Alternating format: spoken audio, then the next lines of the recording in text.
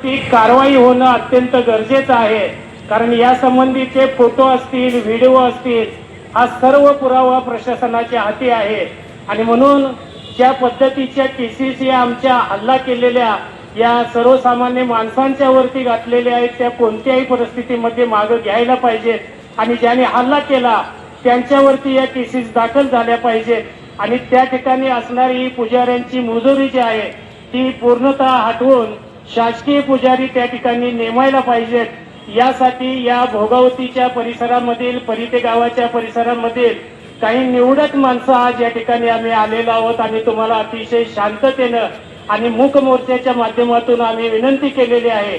या विनंतीला आपल्याकडून जर प्रतिसाद मिळाला नाही तर इथं जमलेल्या तमाम जनतेच्या वतीनं मी आपल्याला सूचित करतो की पुढचा मोर्चा किंवा पुढची या लोकांची जी का प्रतिक्रिया असेल ती तुम्हा सर्व प्रशासनाला न पेलणारी असेल.